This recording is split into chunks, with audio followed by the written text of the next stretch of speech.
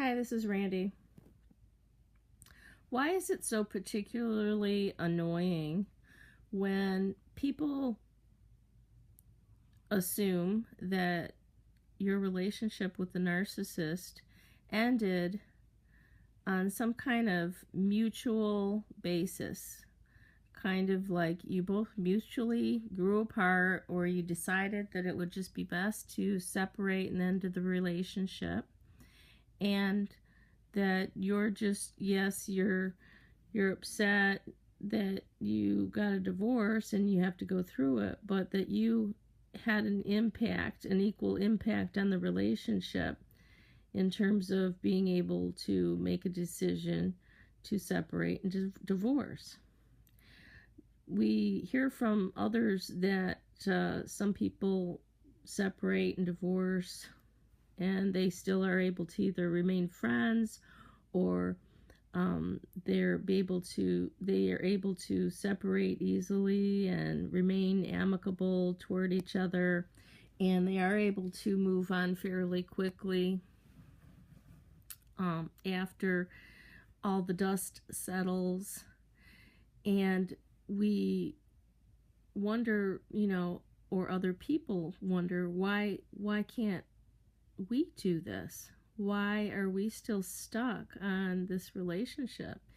And the answer is because we never really had any impact on our relationship. We never had 50% of the control. We had no ability to initiate responses from the narcissist.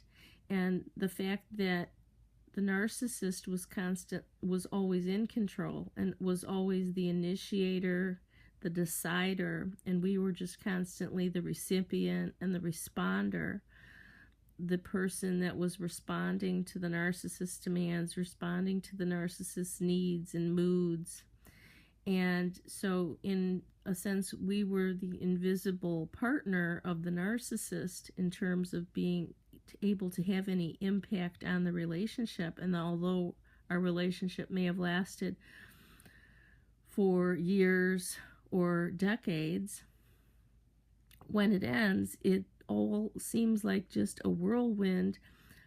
It seems like something that we actually had no control over while we were in it, and then we also have no control over it when it ends or how it ends, because the narcissist is in control the entire time. And sometimes that may feel that, this is just kind of a normal relationship because of a personality difference. Okay, one person wants to be dominant and the other person feels comfortable being in that more submissive role, and in that way maybe they complement each other. Or one person feels more out of control themselves, so they need to feel like they have control, and the other partner allows them to have that control because it's a need for them. But what we don't realize is, until after the relationship breaks up, how very little impact we actually had on it. The narcissist will make you believe that you have an impact on it. They will make you believe that their moods, their silent treatment, and things are all relative and dependent upon how well you comply and how well you do what they say.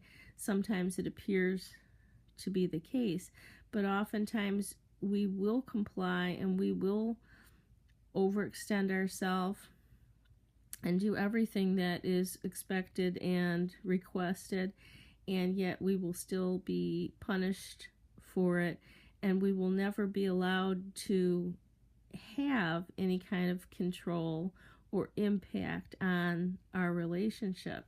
And so it's kind of this constant state of powerlessness and constantly trying to get to the point where we feel like we at least have 50% of control of the relationship, kind of that equal relationship that I think all empaths yearn for, is not to be in the position where we are controlling the other person 100%. Not we also don't want to be controlled. We want to have things mutual, equal, reciprocal. And during the idealization stage, not only is the narcissist overvaluing us, but we're also overvaluing the narcissist. So it is kind of this state of bliss. It is not where, we are just being on the complete receiving end of all this love and attention and affection, but we also give it to the narcissist as well. So the only time the relationship feels like we are part of it and that we have an impact on it is during idealization. And that's when we're freely giving love and attention, and we're also getting it back. That's the only time during the relationship where things actually seem normal or like we have any kind of power.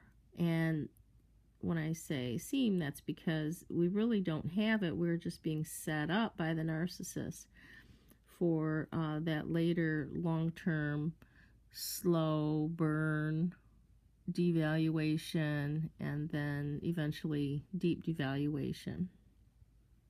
So just wanted to talk a little bit about why it's particularly annoying to hear about other relationships and have other people assume that our relationship ended on mutual terms, because it's kind of like an outrage for that assumption to be made, because we feel like we really had no say-so in how the relationship progressed through that devaluation. We don't understand why it did, and we also don't understand why the relationship ended, because there's nothing we can point to that we did to cause the narcissist to behave in the ways that they do. And truly, we weren't doing anything that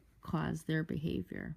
Their behavior is completely fueled by things that are going on with them in their own mind and in all of their external relationships, and anything that we don't know about that they're doing behind our backs. And there's absolutely nothing we could ever use consciously to point to the reasons why they behave the way they do.